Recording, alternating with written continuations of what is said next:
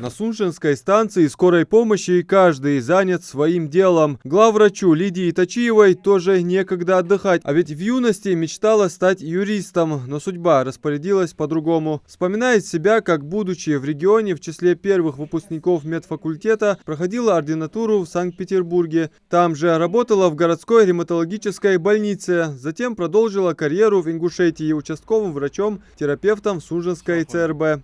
Все очень стремительно развивалось, и так шло, что выходила я в старую поликлинику, еще не было построена, когда новая поликлиника при Сунжской центральной районной больнице.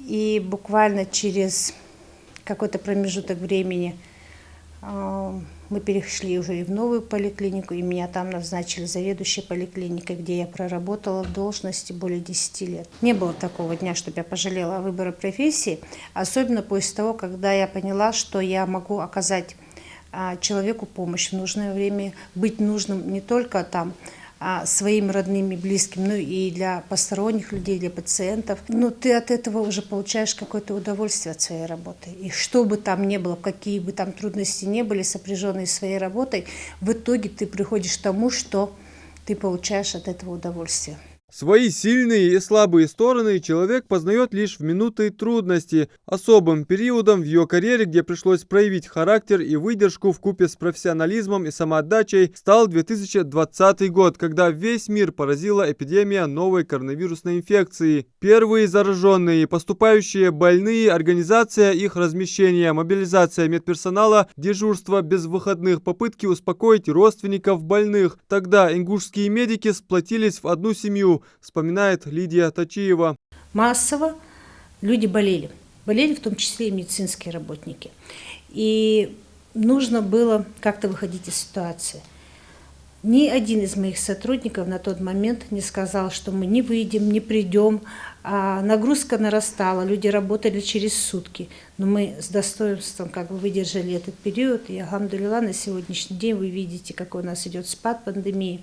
Лидия – врач высшей категории. Заслуги главного врача Сунжинской станции скорой помощи были отмечены почетной грамотой президента страны и главой региона. О профессии, перешедшей в любимое дело, она рассказывает с особенной теплотой. Медицина занимает огромное место и в духовной жизни настоящего врача, делится Лидия. Ведь их призвание – спасать и помогать. Это люди, которые выбрали свою профессию, если уже они выбрали эту свою профессию, они несут ответственность за свой выбор не просто перед людьми, но перед Всевышним в первую очередь. Почему? Потому что мы берем какую-то меру ответственности на себя. Какими качествами должен обладать?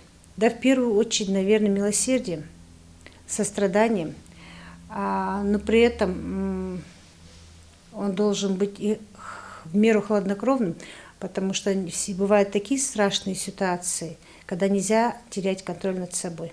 Другая героиня нашего сюжета, Аминат Ганиева, работает фельдшером выездной бригады уже 35 лет. До этого 15 лет была медсестрой в хирургическом отделении Сунжинской ЦРБ. Время всего 11 часов дня, а она успела вернуться по счету уже с 11-го вызова. И это после суточного дежурства. Ездила бригада, как выяснилось, к больному, который жалуется на давление и сильную головную боль. С момента объявления вызова в течение 4 минут мы должны выехать. Если, конечно, мы на месте. Но бывают случаи, что нам передают потом следом, передают, когда много вызовов. В течение 4 минут, за 2 минуты дали вызов, мы выехали. Сейчас у больного тоже было давление 170 на 90 давление. Оказали помощь.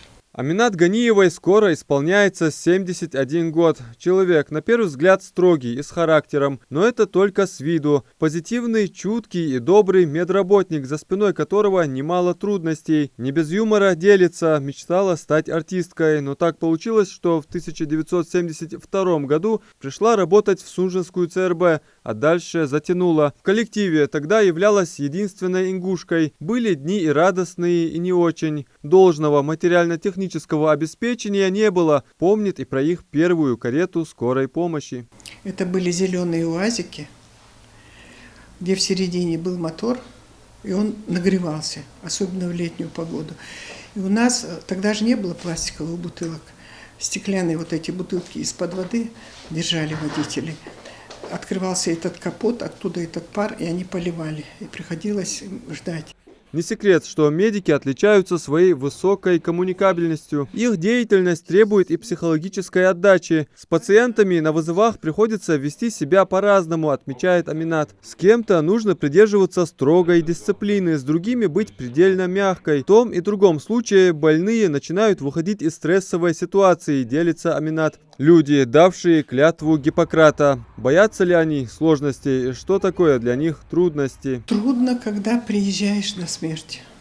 Не то, что трудно, это вот, боль утраты. Очень трудно. И вот даже за эти годы, что в хирургии работала, были смерти, что сейчас на скорой тоже смерть до приезда бывает. Очень тяжело, очень. Не просто слова, на самом деле очень тяжело. И всегда уезжаешь и кажется, может, все-таки живой. Интервью с медиками растянулось бы дольше, но им нужно спешить на очередной вызов. 20-я бригада, вызов 20-я. Адам Мережков, Асхаб Белакиев, Новости 24.